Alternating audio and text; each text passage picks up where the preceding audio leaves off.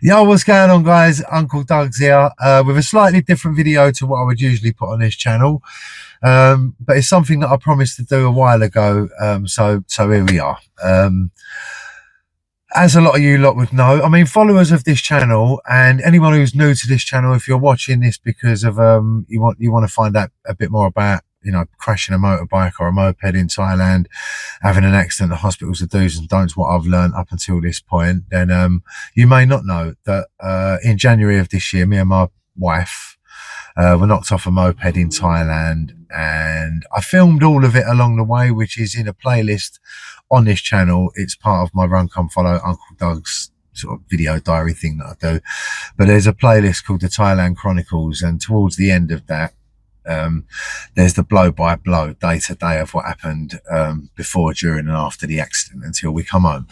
But while I did them videos, I did promise that once this was all sorted, I would do a video just to say what I'd kind of learned, I guess, along the way. What do's and don'ts there is when it comes to hiring a moped, crashing a moped, the hospital, the police, obviously insurance, money, all of the things that come with having an accident that I'll be honest with you, I never ever really thought about. I've always pretty much had holiday insurance, but I'm assuming, much like a lot of you guys that are watching this video, I just used to buy holiday insurance that I thought was adequate. I didn't really look into what I had to do, what I got for it. I was more interested in the excess, or the extra costs that I might have to incur, more so than what I would do and what would happen if I have an accident, and how it's paid for and all of that. So, and since having the accident in January, I've spoken to a million people, of course, about it. And out of that 1,999,000 plus have never really thought about their insurance. Most of them have it, most of them have had it, but no one really knows what to do when you have an accident. So I'll give you a brief sort of summary of what happened in the crash, what we had. Again, if you want to watch the full blow by blow what happened, then have a look in the other playlist, and it's more bit by bit and a lot more in depth. But basically, I was 49 at the time. It was the start of January. My birthday, 50th birthday, was at the end of January. I was out there with my wife, Sarah, and some friends. We go there every year, and we do a little bit of DJ work, but mostly we're out there to just chill out because it's the start of the year. And it's a lovely way to start the year, and we're blessed and fortunate enough to be able to do that as a group of friends, and we treasure it. So yeah, that's where we were and why we were there. So we usually do a bit of island hopping, not much, but we landed in Bangkok, and we went here, there, and we played at the full moon party on Koh Phangan, and then we come back to Kho Samui because we like being in Samui, and we stayed in a couple of different places. But on the date when the crash happened, which was I think it was about the 9th or 10th of January, something like that maybe, we were staying up by a fisherman's village, in a little villa just off the main road. There's a little roundabout that is very busy on the main road, which comes into the story in a minute, that was near us. So anytime we wanted to come in and out of town, we had to go up to this little roundabout. And on this particular day, we were coming back, and we just stopped at the 7-Eleven to get some drinks and some food for the villa. And we were coming up to the roundabout, me driving, Sarah on the back, stopped to let the traffic go, pulled out to do a right turn, indicator on, crash helmets on, all of them sort of things, what I mean? Just because they come into the story, obviously. And a lady, so as we're doing a right, a lady has come from what would have been our left. She's going straight over.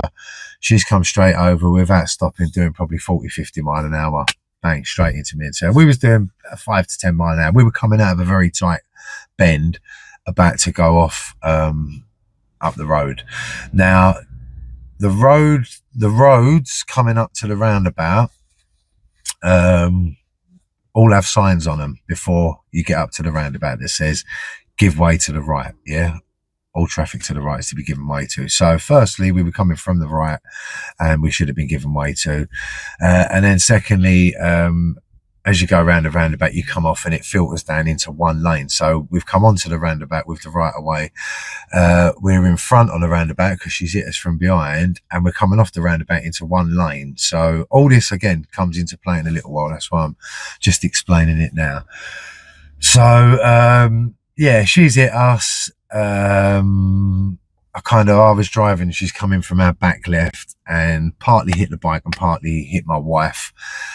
Obviously I've tried to steer out of it, but boom, the bike slid out from underneath us and we fell on our left side. I put my arm back to try and break my wife's fall, Sarah, and in the process I broke my shoulder, which we'll get to in a minute, and Sarah come off and span, and she jarred the bottom of her back like her coccyx, which we'll get to in a minute, and she banged her head, cracked her crash helmet. Luckily, again, we both had crash helmets on, and we're on the floor in a heap. So my memories are, I sort of realised I'm on the floor, panicking. I've got up, the bike is on top of Sarah, I've picked it off of her. Well, my arm was hanging down like flipping Herman Munster. Just like down, you know what I mean? So, but my friend Des was behind us on another moped as well. So obviously he's pulled straight over when this has happened. We've got the bike off Sarah and we've sat by the roadside. Obviously all the traffic's building up. There's all tooting horns. There's just madness going on around us. And, we're sitting on the curb. Now, the initial thing, I knew I'd broke my shoulder. I've never broke a bone, but I knew I'd broken my shoulder. I can't explain it or describe it. You just know, right? It was hanging down. I couldn't move it. I knew I broke it. But the first bit of main concern was for Sarah because she couldn't feel her arms, legs, where she'd hit her spine. She was a little bit more of a concern. Mine was a bit more, that's what I've done, that needs sorting out. But with Sarah, obviously, that was the first worry. So we're on the curb and people are just shouting. This is the first bit of do's and don'ts and the first lessons. So that's the backstory that got us to the actual accident. All we could hear, because by now, shock has set in, a bit of panic, all of it. I can't even describe how horrible a feeling it is when you're sitting on the curb, your wife's next to you, and everyone around you's flapping. Nobody knew who to ring, right? Including us, including my friend, all the locals. No, there is no on Kho Samui, there's not a kind of 999 that you ring for an ambulance. They have a police service, but yeah, the hospital system is kind of split up into different private hospitals, which come with private ambulances. And as I found out, you need to phone the hospital. Luckily, where we crashed, there was a hospital literally a few hundred yards up the road. And just by chance, an ambulance was going past as it happened, while everyone's flapping and don't know who to phone, and we're panicking. It's horrible. And I'm playing it down now. Obviously, we're now 6-7 months down the line, so it's easier for me to talk about. But I'm telling you, everything I'm going to explain to you right now, heighten it times 1,000, and you're probably somewhere close to how it all felt at the time. All right, but obviously I'm just trying to not be so animated when telling the story this time. I just want to get the facts that I've learned along the way out there for you lot to hopefully learn from, either before, during, or after anything that may or may, hopefully won't happen to you, but you know what I mean. So 2 ambulance people come over. By now, I'm starting to go into a proper bit of shock. I went white as a sheet. I'm sweating. I felt sick. I started to feel like I was going to pass out. In my own head, I'm talking to myself saying, don't, obviously my wife's there and all of the stuff that needs sorting out, and I'm meant to be the man of the thing, you know what I mean? So I'm talking to myself in my own head while sweating buckets on the curb. Do not pass out. Sort yourself out. You know what I mean? You need to fucking pull yourself together. And I come sort of back around again, and I made a conscious decision in my head at that moment, sitting on the curb. I knew it was going to cost money.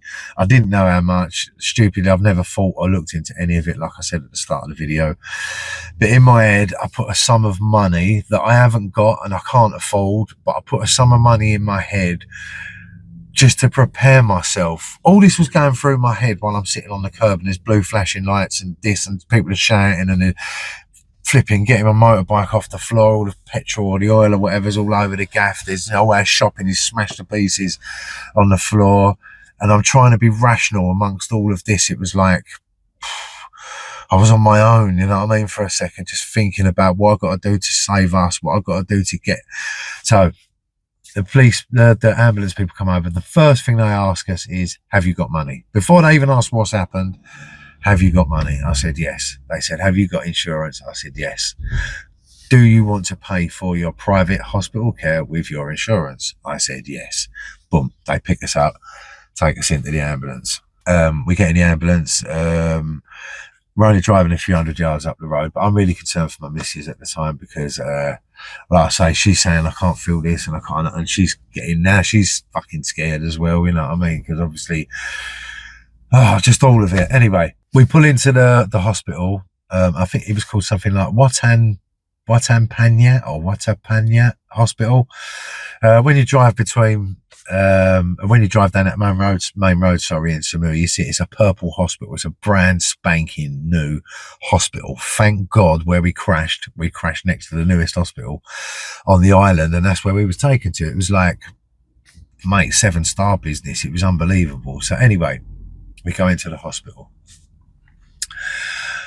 Before they do anything at all, now this is another big lesson for everyone. Now, luckily, I stopped drinking a little while ago, 1.5 years.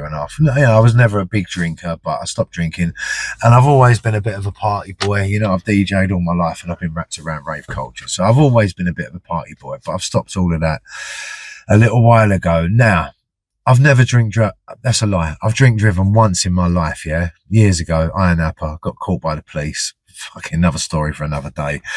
Typically, the one time I drunk drove in my life, I got caught. But I've never done it because I would like to think I've always had a bit of a sensible head for other people. You know, it's bad enough killing yourself, but even worse to kill others and survive, isn't it? So I've always had that in my mind. So I've never ever done it. But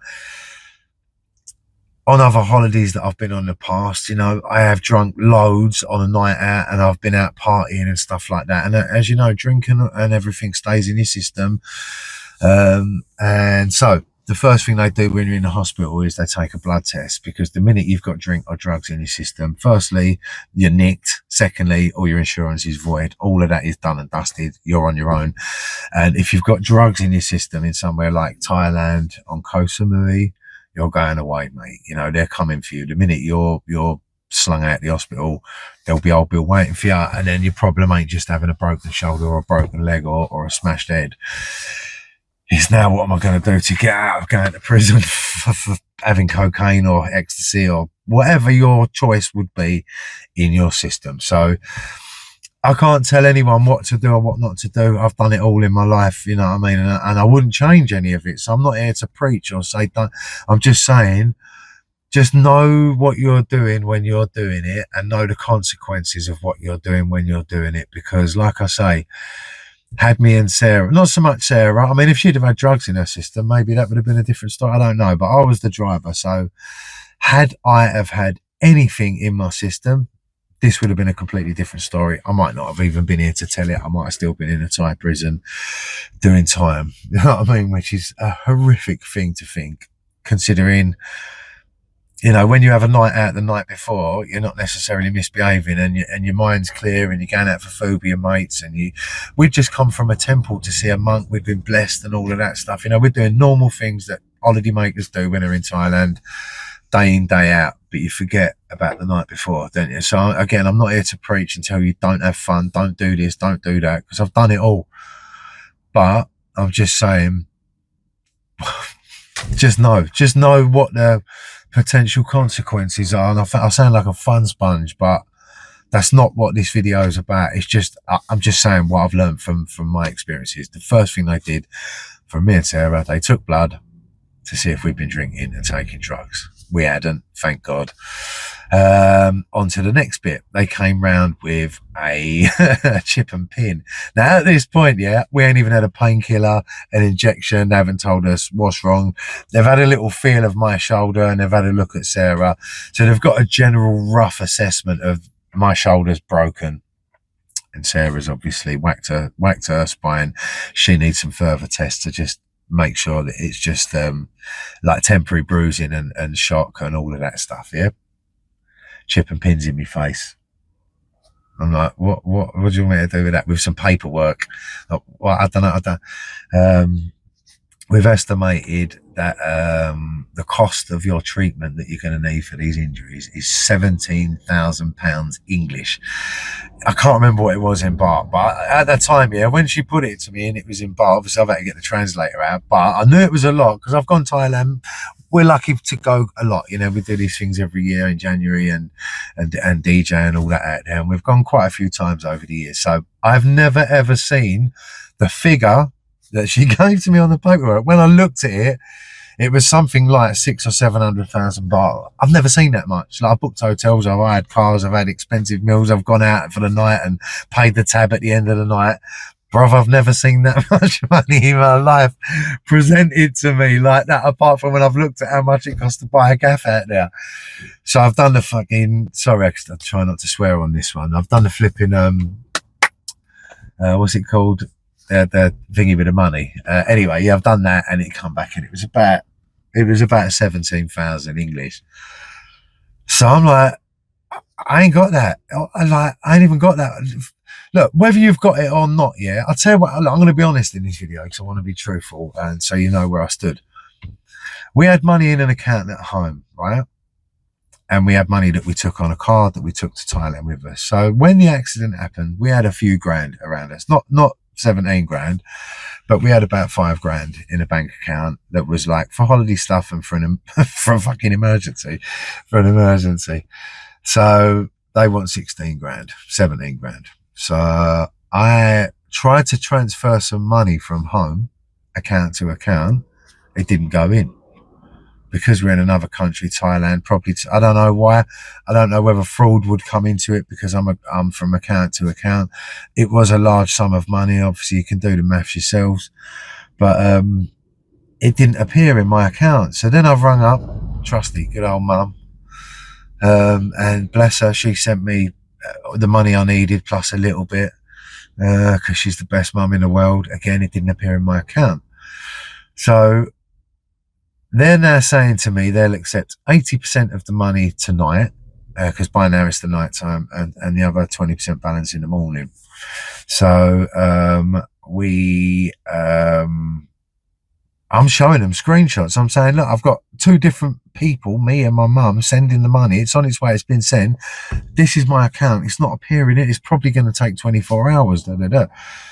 Luckily, we had a friend on the island or on another island. Big up James Romper, who come and saved us. He had the money wrapped around him. He's out there quite a bit doing bits and bobs, and he managed to be able to get the balance to make up the 80% that we needed on the night.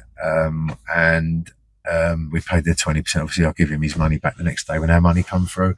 Blah, blah, blah. They wouldn't do a thing, a tablet, an injection, like I say, an x-ray, none of it until we had the money, the 80%, to give them. So we were fortunate enough to be in a position to, maybe not have the money there and then, but to have some money and to have people around us and access to money if we need it. Now, a lot of people that go to these places have the opposite end of the scale. They've got all the money. A lot of people go to these sort of places and they can't even phone home to get the money if needed, So all of these things are running through your head while you're laying in the hospital bed. What would you do if this? What would you do if that? And we were blessed that we're probably a little bit older in life now, and we've got people around us that can help us, so to speak. But again, not everybody has got that, so it's another thing to bear in mind. As soon as we paid on the chip and pin, boom, they've gone to work on us. Sarah had bruised her coccyx and all round it, and she'd whacked her head, so she had a bit of concussion, but nothing to worry about, thank God, because that was the main concern, to be honest with you. Even though I broke my shoulder, it is what it is, and it's not gonna, you know what I mean? So they are going to do a operation on me the next day, they tell me, after the x-ray this is. So I've got a break straight through my collarbone shoulder, clean break.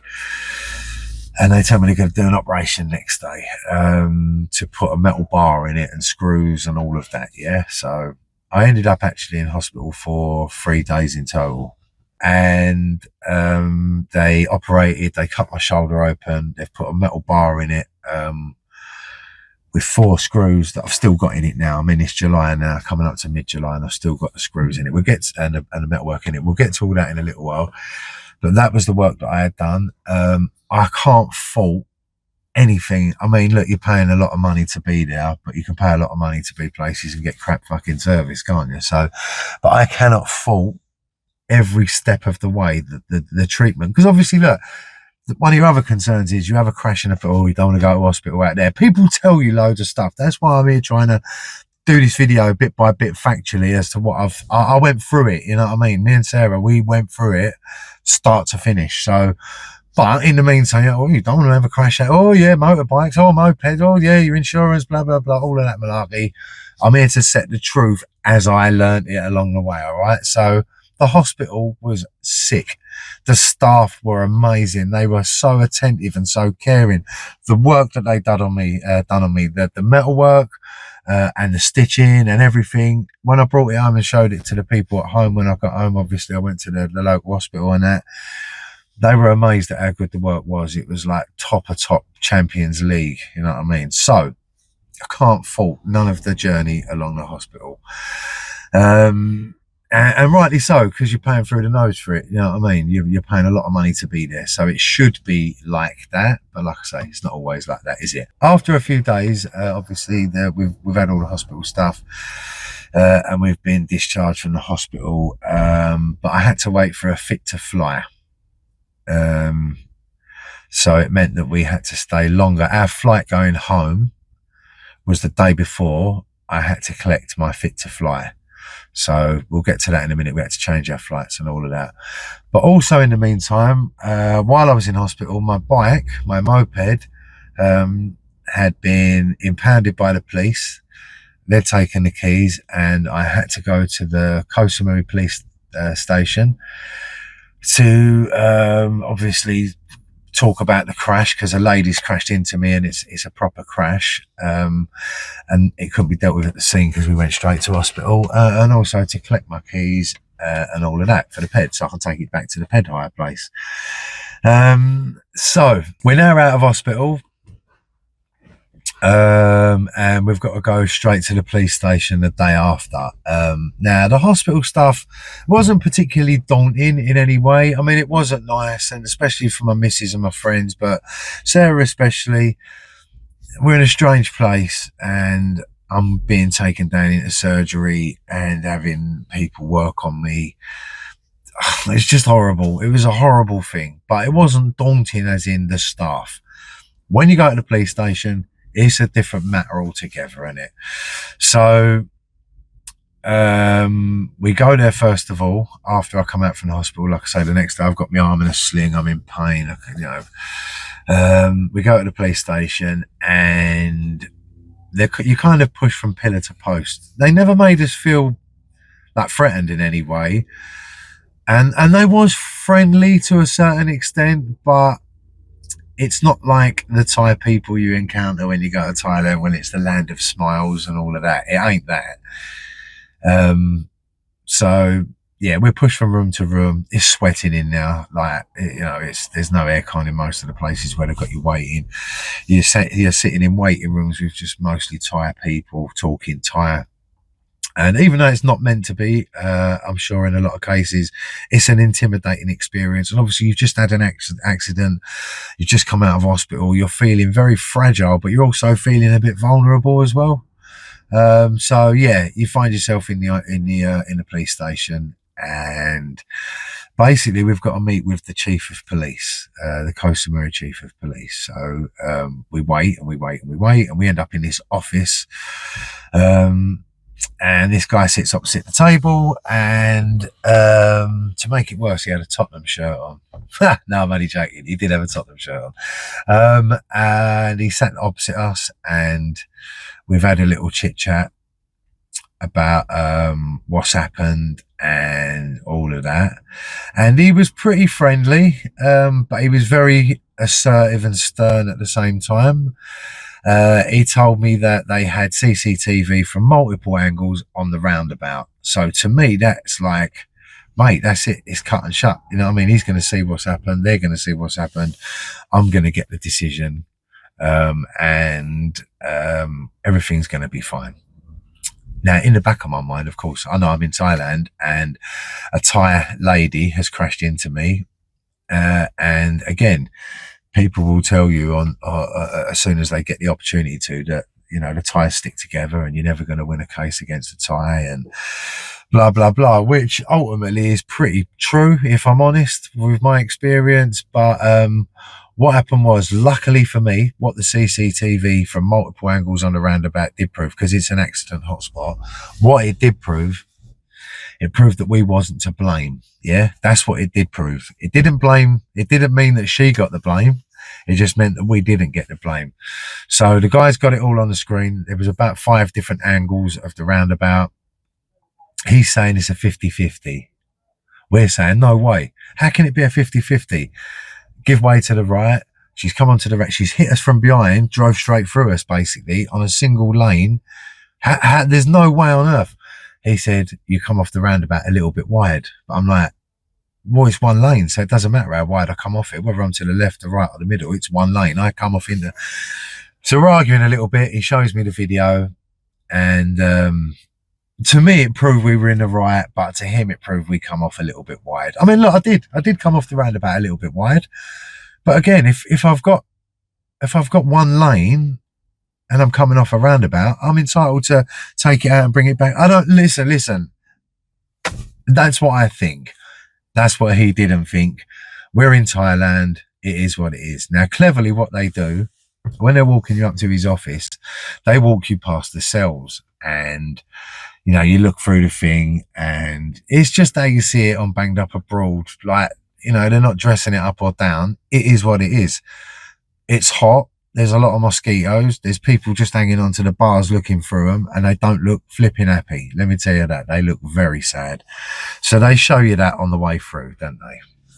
So even though I'm arguing, and Sarah's arguing with the chief of police, and we was allowed to say our bit. It wasn't like we was, oh, shut up, you know. It was none of that.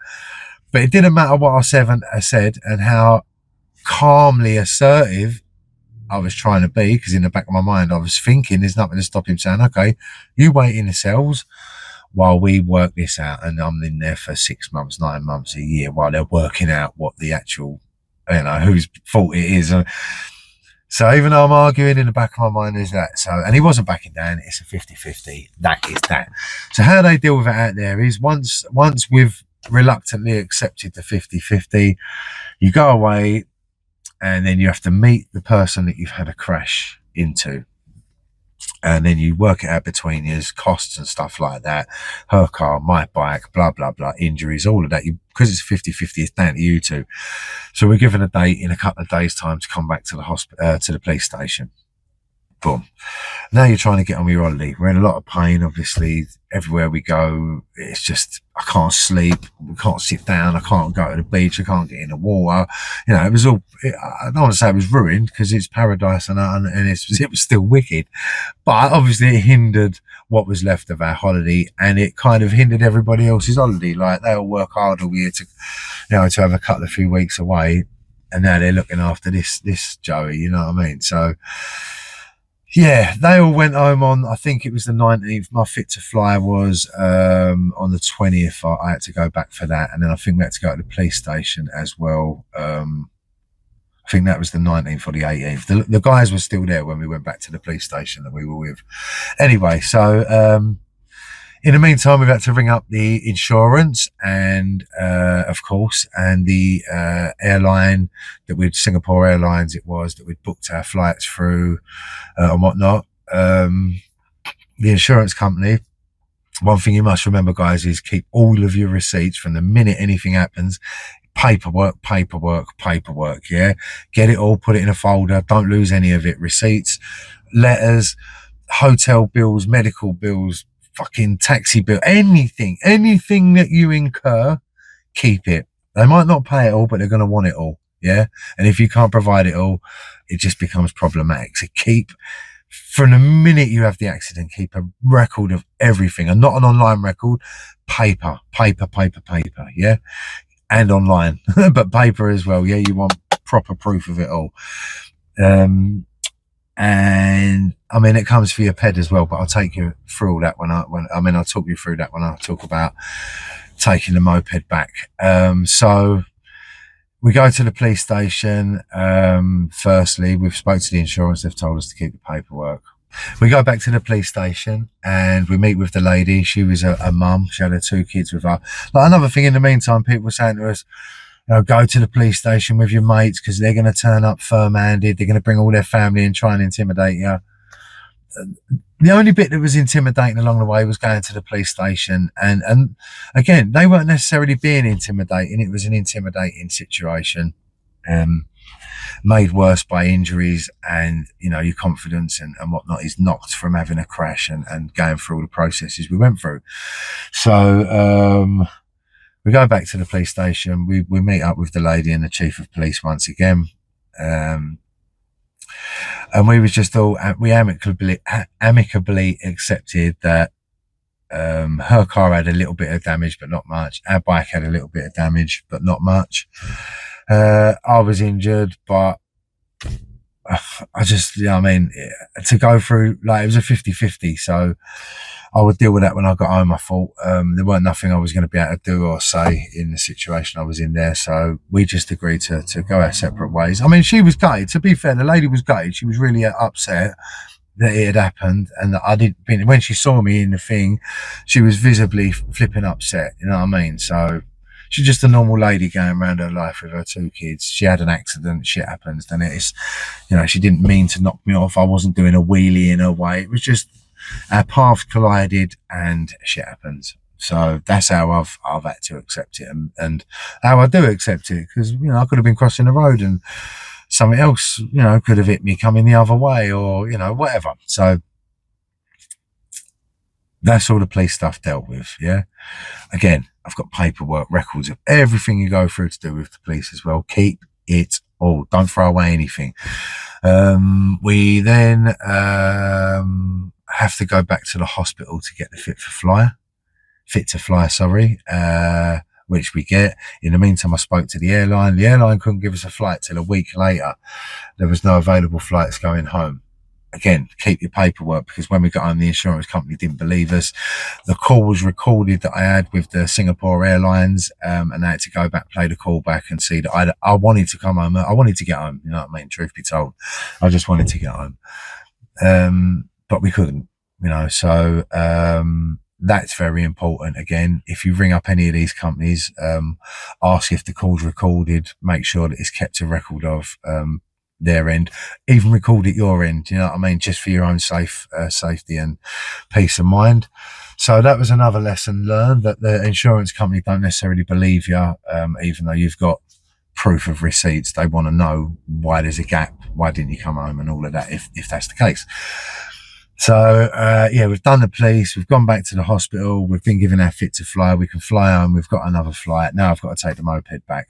I go to the, obviously when the police stuff's finished, they give me my piece of paperwork that I take to the guy at the pound. I get my moped back. I've then got to take the ped back to the ped place. So luckily, a couple of friends that I had there, one of them's taken the other one over to get my ped, and they've both driven it down to the ped shop, and then I've met them down there.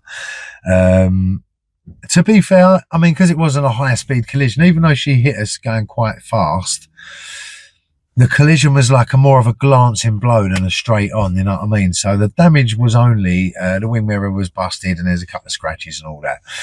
So the ped. Now, another thing people say is, don't give ped people your passport, you know, blah, blah, blah, blah, blah. Mate, it's one of them, isn't it? Some ped places will accept money. A lot of them won't. Now, in my experiences, it's never been a problem giving them the passport. But what happened on this occasion was the ped lady accepted one passport for 3 or 4 bikes. And it wasn't my passport. So the guys had to fly home before I could get my ped back. So we've had to go down to the ped station, the place, explain to the lady that one of the peds has been crashed, and that mine's impounded, and blah blah blah. So now I've got to give her my passport, but also she knows. Now, if she'd have had my passport, it depends how you look at things in life. If she'd have had my passport, I probably could have bodged up the wing mirror and she wouldn't have known I've had a crash, because I wouldn't have had to go in and tell her. But because obviously I haven't given her my passport, she's got my friends got to go home, so we've had to go down there with mine, swap them over, tell her what's happened. So when I took it back, luckily she's our lady, mate. We go there and we've struck up a friendship, so she didn't have me up. But horror stories that you do hear out of these ped places, they are true. They will have you up. A lot of them will have you up. Probably more do than don't. Again, just I don't know what's better, paying cash, which if they feel to, they can just keep. You know, they can say, there's a scratch on that. You gave me all that money. There's £1,000 English that you give me instead of your passport, 100 quid, whatever. I'm keeping that instead. So it's you know what I mean? It's horses for courses. Depends what you want to do. But, yeah, I had to go back, give her my passport, explain to her I've had a crash, ped's in a pound. I'll bring it back when I get it back. So I took it back. She's looked over it. Luckily, like I say, bless her, she's our girl, and she just charged me for the wing mirror. She wasn't even bothered about the scratches. She wasn't bothered. So it cost me, I think it was about 30 or 40 quid English. So not the end of the world. She could have been she could have been horrible to me if she wanted to. So I was lucky with that. But, yeah, I don't know what's the best thing, putting cash down or a passport down if you can get away with the cash. I don't know. It didn't help me in this situation to not put my passport in. So again, I'm just telling you my experience. So, right, that's all of that. The crash has happened. We've been to the hospital. We've been to the police station. We've took the ped back. Everything is done and dusted, apart from the fact that we're obviously a lot of money out of pocket now. Pardon me, but we're going to worry about that when we get home. So we have the rest of our holiday in Thailand. We fly back on what was my 50th birthday. I landed on the morning of my 50th birthday with a broken shoulder and feeling a little bit sad. I'm not going to lie. Happy to be home. But sad that, you know, this is how it's all gone down, because that wasn't the plan for my 50th, as you can imagine. But we're alive, we're safe. Listen, the ped could have fell the other way. We'd just been to get blessed by a monk. And at the time I thought, right, I've been blessed by a monk, and now this happened. Listen, we could have died. Yeah, the blessing worked. Whatever you believe in, whatever was looking out for us that day did, because it's a busy road. We could have fell the other way, fell differently, rolled under a lorry. Anything could have happened on that crash. So we are blessed, and we was blessed that day. But now we're home. Obviously, we've been in touch with the insurance company throughout all of it. And now we're home, and they want proof of everything. Now, another thing that I actually forgot to mention was stuff like international driving licenses and whatnot. Not once along the way. Now, I was told when I had the crash, you're going to be screwed if you, I nearly said the F word then, you're going to be screwed if you haven't got an international driving license, blah, blah, blah. I didn't have one, right? I didn't. So that night, before midnight on the night of the crash, I quickly went online and I bought one from a company that I think was reputable. I don't know. Luckily, I never had to use it or find out. But I bought it because it had the date of the day of the crash. I thought I was being clever. When I read into it, apparently you can't even buy them online. Other people have said, some people have said you can. I don't know, because I've never had to look into this side of it. But I think the legit way to get an international driving license is to apply for it from home before you go and get a proper one. But again, I don't know that for fact. But what I do know is that I wasn't asked for it. I wasn't asked for it at the hospital, the police station, through the insurance. At no point did anyone ask for my international driving permit or anything like that. All the insurance company wanted to know was we blood tested, which goes back to the drink drug thing. Was we wearing crash helmets? Yes, we was. They didn't ask us about, extra insurance for mopeds. Like, obviously we're hearing all these horror stories. You're fucked, or you're knackered if you ain't got this and you ain't done that. Oh mate, yeah, you're never going to get. We didn't have any extra insurance. We was insured by AXA. We did have a decent level of insurance, but we didn't have anything specific or anything special. We just had the gold cover, or whatever it's called, the worldwide one for couples, because we go away quite a bit for my job. We've got a 365 day, I think it's a gold AXA, whatever, basic gold policy, nothing added on. Yeah, all they wanted to know was that we weren't drunk or on drugs and that we had a crash helmet on. The rest of it was, they didn't even really go into what happened with the crash. You know, they asked what happened. We told them it was a moped crash. They didn't go into, you know, was the lady this and did she have insurance and blah, blah, blah and whatnot. They wanted to know what happened, but they didn't really dig too deep. They just wanted to know what happened, how did we have the accident, and have we got proof of everything along the way? Like I said, from the hotels that we booked, the extra cost of the flight that we had to book, the medical expenses and all of that, you know what I mean, everything that I've already spoke about. So they wanted to make sure that we had all of that, and we sent it in, and then they kept asking for more stuff all the time.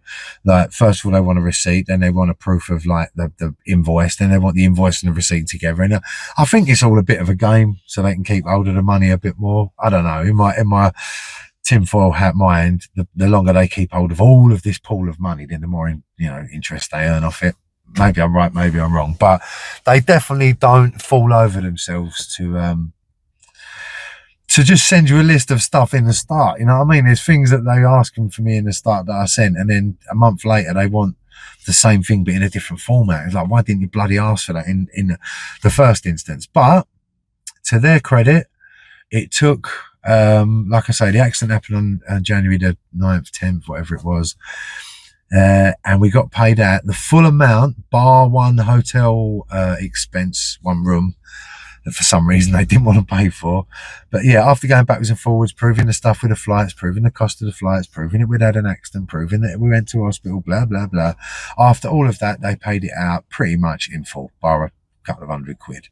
So, I can't knock them. You know, I wasn't sure all the way through it. I wasn't sure whether we was going to get it or not. In my mind, I'd written the money off, if I'm totally honest, because I just thought there's so many hiccups along the way for an inch. Because, you know, we all know that, or we all think we know that these holiday companies want to trip you over and find loopholes so they've got to pay you out. And as far as I was concerned, the 50-50, you know, accepting that was liability almost. And, you know, being on a moped in Thailand, just all of it. There's so many ways you can pick holes in it. Even though we'd covered ourselves as best we could, I just thought the 50-50 thing would be the thing that they would. Mate, they don't even know it was a 50-50. They didn't even ask. They didn't care. They just insured us for the accident, regardless of what the accident was. Because obviously I speak to the advisors along the way when I'm on the phone.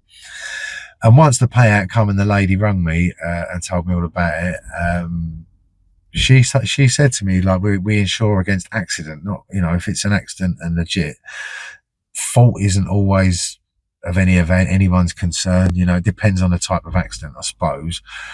But, you know, an accident's an accident. That's what she said to me. You know, you don't mean to have an accident. Someone's always at fault. And if your insurance didn't cover you when you was at fault, no one would have it.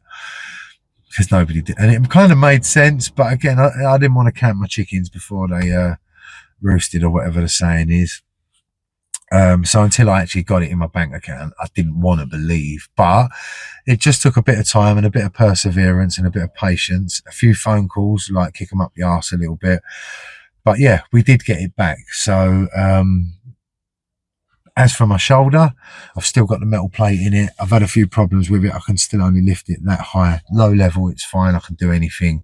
But basically, the metal work that was put in, it's tight where it's repaired. The bone is repaired around it. There's a tiny bit of it that's overhanging and it's hindering the movement, so I can't lift it up as high as this one.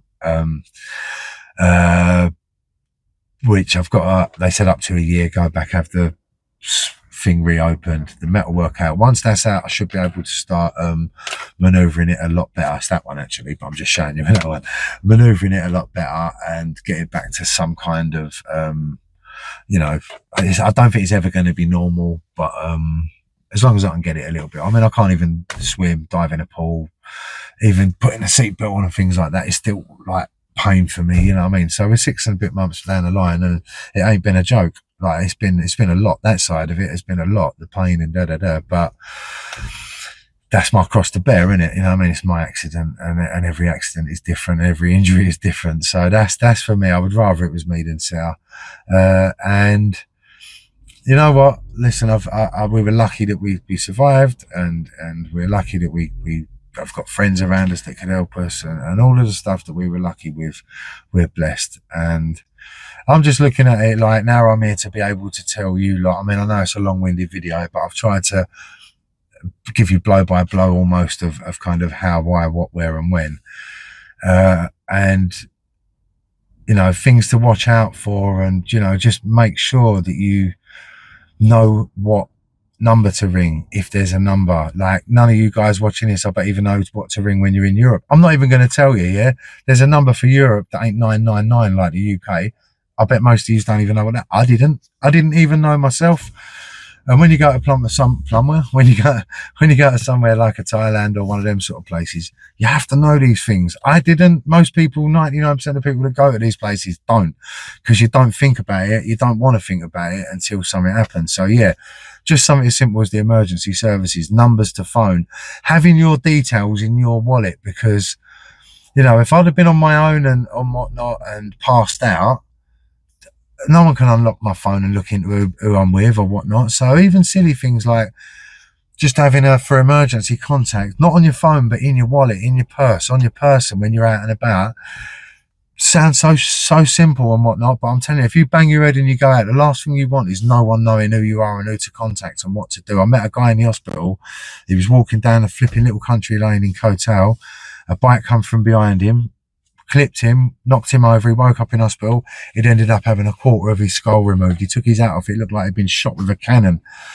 And you know, he was in a coma for a long time. And had it not been in his wallet who he was, and whatnot, things to link him to people at home, until he woke up or whatnot, they wouldn't have known who he was. You know what I mean? So think of things like that. But your insurance, look into it. Apparently, there's policies that give you an almost like a credit card type thing that you can use and then pay off when you get back and when you win your case. But 99% of policies are you pay and then they pay you back. That's how they work. So look into your policies and keep all of your relevant information on your person as well.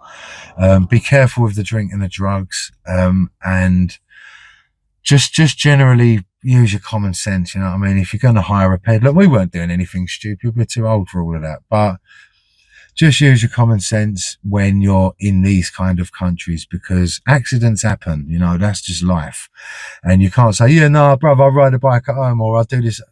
It doesn't matter. It's different. It's just life throws curveballs at all of us. And like I say, we're lucky enough to have lived through this. And I'm lucky enough to have a channel and a platform of some sort to be able to say to you guys and tell you guys, look, this is what happened to us. This is what we learned. This was the bullshit and this was the truth along the way. But yeah, hopefully it will never happen to you or your kids. But maybe this 50 minutes you've spent watching this will educate you a little bit and prepare you just in case something like that does happen. But yeah, let's hope it don't. All right. Peace to you all. Enjoy your holidays. And I'll see you soon. Yeah. You go.